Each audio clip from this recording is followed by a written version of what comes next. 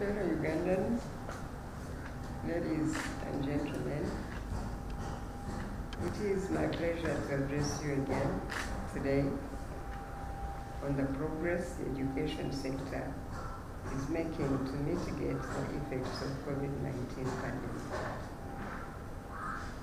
As you all know, our efforts as government have been to ensure safety, first and foremost, for all people within the country as such.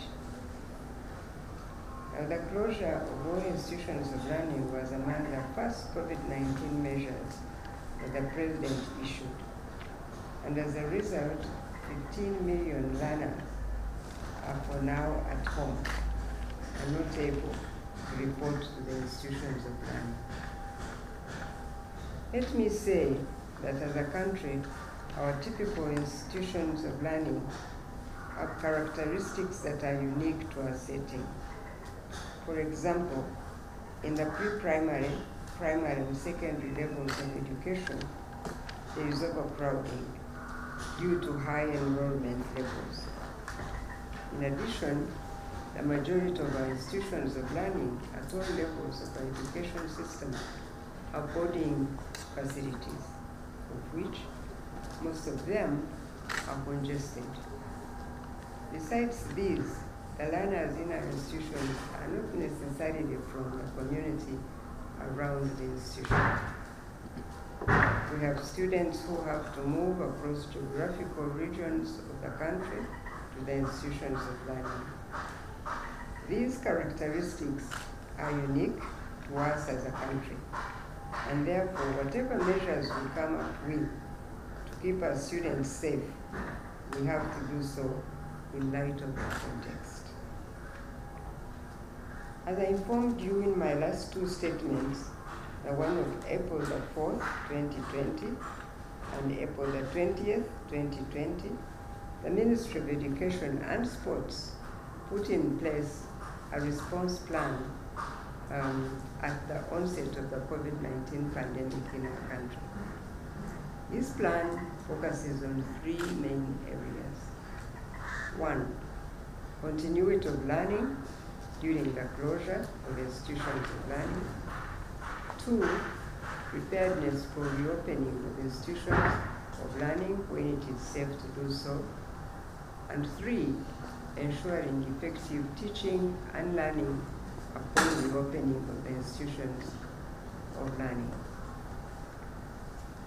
Now, the President directed that a subcommittee be constituted to look into the issue of reopening of institutions of learning. This committee had representation from the other ministries, such as health, local government, ICT, and national guidance, science, innovation, and technology. The committee also consulted with a technical team of scientists that have been working closely with the President on his response to this pandemic. After taking into consideration all the views, we resolved that the time was not yet right to have learners go back to the institutions of learning, not even for candidate classes as we had earlier thought.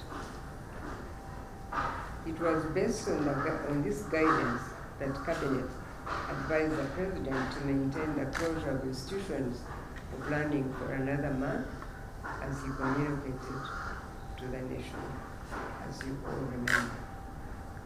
Since then, we have continued to observe the trends of COVID-19 pandemic within our own country, and we continue to listen to our local team of scientists. In addition, we also listen to the steps and experiences other countries are having when it comes to full operation of institutions of learning.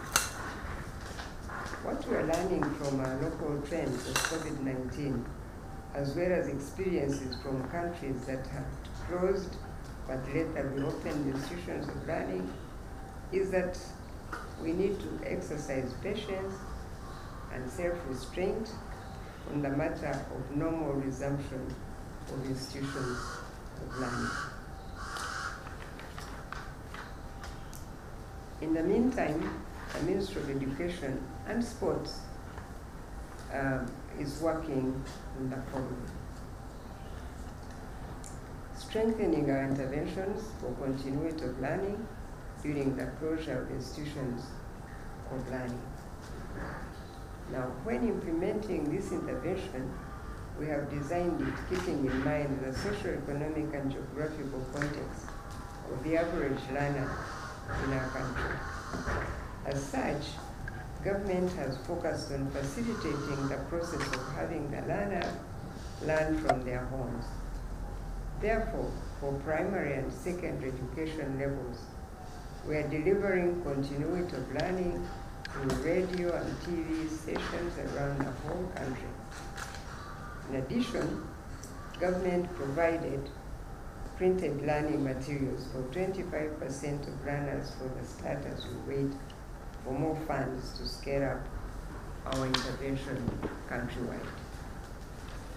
I'd like to appeal to all parents now and guardians of our learners.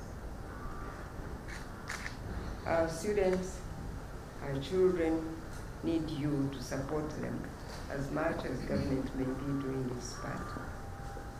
The effectiveness of this homeschooling approach we are utilizing is a shared responsibility, as we have said before, if our learners are to get the most out of it. As a parent, you must take the effort to find out when the lessons are broadcasting on the radio or TV stations. If you are not available for that 1 hour, have somebody else responsible, or an older sibling, or an adult in the home that will be with the children as they listen to their lessons. The above interventions constitute the first phase of continuity of learning with a focus on remedial teaching and learning for primary and secondary education levels. I'd like to take this opportunity now to also appreciate our local government government structures that have been key in this phase of continuity of learning. However, I'm also aware that for several reasons, some of our learners that we had targeted for the first phase of continuity of learning experienced challenges due to many things. One, some families did not have a radio set or a TV set to listen to the lessons. Secondly, even some families that have the radios or TV sets experience technical difficulties with the quality of the broadcast signals. Thirdly, the need for printed materials is greater even in the few districts initially covered. And fourth, some learners miss because at the time of lesson broadcast, they may be involved in some home chores and other critical activities in the home setting. And also sometimes the level of education of some parents or guardians may not allow them to help their learners in using home study materials. So these brought some problems in some of the learning in some areas of our country. As a ministry, we will continue with the implementation of continuity of learning for primary and secondary education levels through the homeschooling and distance learning approach of radio and television. In the second phase of this continuity of learning for primary and secondary education levels, we will cover the entire syllabi for all levels. In this regard, as you may have heard, the government will supply a radio set to each household. This is in the effort so that all families can enable the children to access these learning materials. Secondly, the ministry is in advanced stages of developing homeschooling study materials for the entire primary and secondary education levels. We are also going to provide printed learning materials for all subjects and all learners. In addition to that, all lessons in the printed materials form shall also be broadcast through the radio and TV stations. Therefore, I wish to call upon all families and our villages and communities to support government in ensuring that this second phase of continuity of learning becomes really effective. Now, for universities and other tertiary institutions, the Ministry's Departments of Business, Technical, Vocational Education and Training, BITVET, and Teacher and Instructor Education and Training are working with the principals of the institutions to generate home study learning modules and materials for continuity of learning. It is our desire as a sector that all universities and tertiary institutions do e-learning as soon as possible. In this regard, the Ministry has already put in guidelines for implementation of e-learning. The National Council for Higher Education has now issued and communicated these guidelines as I speak. However, allow me to observe that one of the critical requirements in these guidelines for e-learning is that no continuing learner should be left behind or excluded from learning when a learning institution starts implementing the e-learning approach to the COVID-19 response intervention. I hope our universities will really take care to ensure that all our learners are included. We are very strict about this. That's why the sector always tries to listen to everybody, because there are those who are easily listened to, but there are those who think they can't even access those who may listen or even access the ministry. But it is our concern and it is our duty to serve all. So we appeal to the universities that nobody will be left behind when these options begin to be implemented at the university level. On the matter of an e-learning agenda for the education sector, there has been a misconception in the media that the Ministry of Education and Sports prohibited e-learning. This is absolutely not true. It's even unfair from the ministry. We cannot be the ones banning what we are promoting.